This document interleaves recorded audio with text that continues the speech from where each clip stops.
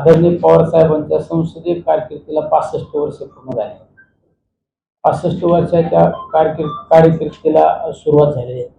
आमचं जेवढं वय नाही तेवढा पवार साहेबांचा राजकीय अनुभव आहे.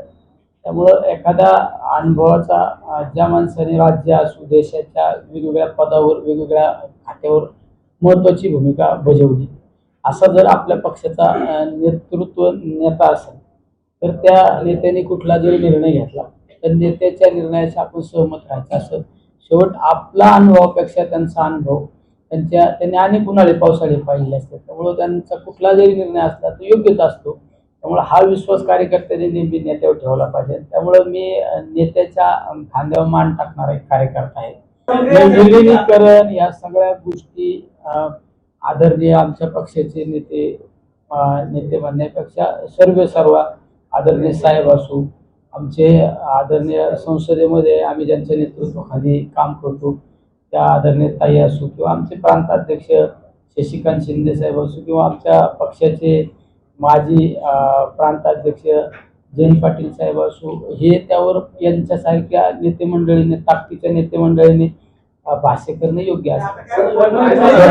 छोट्या कार्यकर्त्याने कधीच एखाद्या छोट्या कार्यकर्त्याने लहान तोंडी, आपण म्हणतो ना लहान तोंडी मोठा घास घेऊ नये.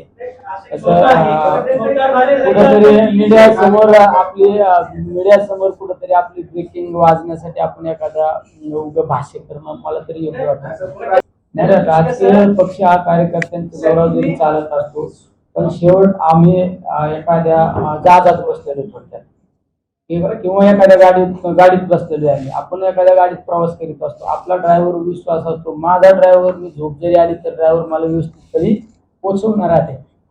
तसा आमच्या गाडीचा आमच्या जहाजाचा ड्रायव्हर म्हणजे आदरणीय साहेब आहेत.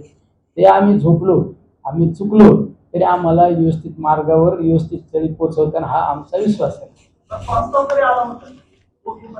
नाही, आता प्रस्ताव मी पक्ष पार्टीचा जर विचार केला, आपण एखादं मंदिर असतो,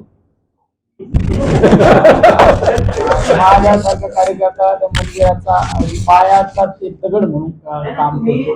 त्यामुळं कार्यकर्त्याची भूमिका पार पडायची असते. कार्यकर्त्यांनी कधी नेतृत्वाने कुठला डिसिजन घेतला, नेतृत्वाने कुठली बैठक घेतली यावर कधी आपण त्यावर लक्ष द्यायचं नसतं. आदर्श आचारसंहिता पाळणारा कार्यकर्ता नाही. मला काय सोपं आहे यापेक्षा मला काय सोपं आहे, मला काय अवघड आहे, तो सगळा डिसिजन आमचे आदरणीय नेतेच घेतील.